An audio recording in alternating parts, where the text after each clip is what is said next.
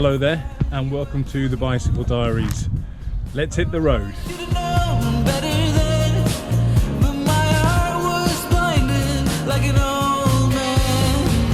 I recognized every scene we had, the dusk, the twilight, and the city lights.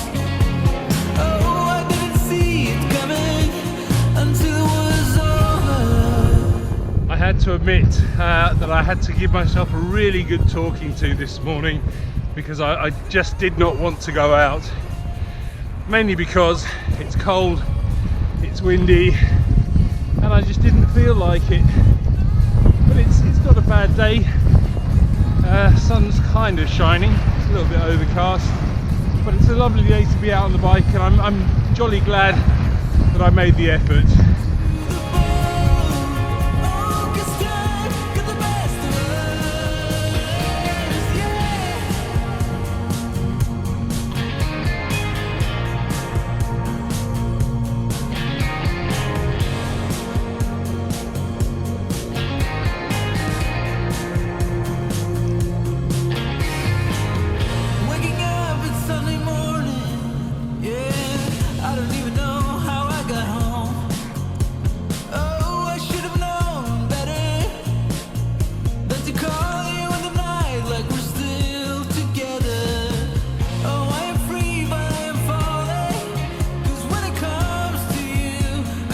So I'm on one of my regular routes, which I call Buns Bent and Hoe.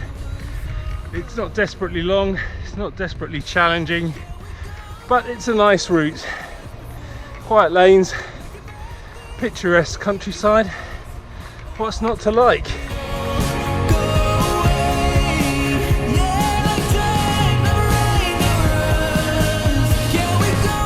The last few rides I've done, I felt a little bit out of breath when I feel perhaps that I shouldn't have done, and that's obviously a sign of not being particularly fit, but I think that's starting to come back, and that's obviously due to the riding that I've been doing on Zwift and actually out on the road.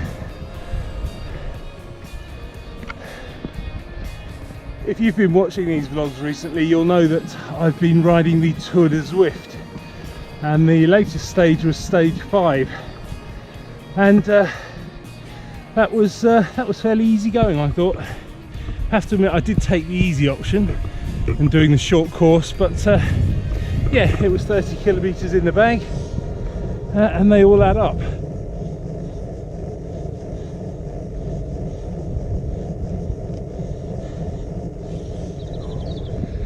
A couple of days ago, registration opened for one of my favourite rides of the year, the Isle of Wight Randonnée, and I use this as a kind of an intermediate goal to focus my fitness and training, and this year's no different. I signed up on Saturday, and that's going to be one of my targets for this year, to get super fit for that. It's only about 4 months away, and to beat my PR around the island and do all the climbs and beat those PRs as well.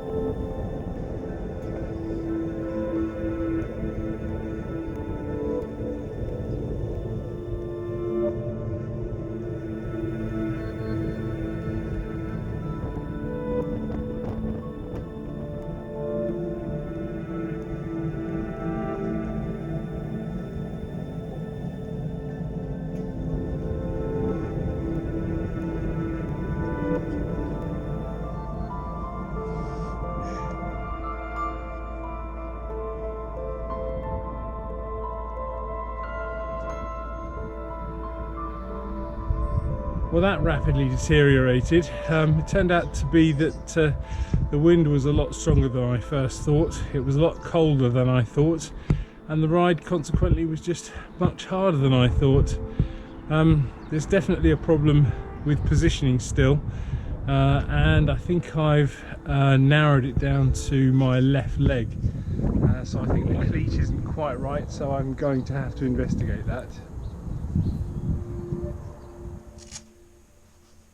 It's starting to get very frustrating with this bike fit issue, and I don't mind saying that it's taken quite a bit away from today's enjoyment.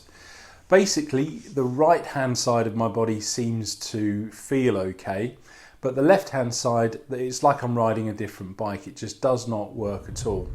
Now, I cast my mind back to when I went to Mallorca, and when I went out there I had a hire bike, and to set it up all they needed was 4 measurements, and I've gone back to those measurements, I've had a look, and I've set the bike up exactly according to those figures, but it just still doesn't work, and I just can't understand why the bike in Mallorca worked perfectly without any adjustments, and I'm making constant adjustments to this one.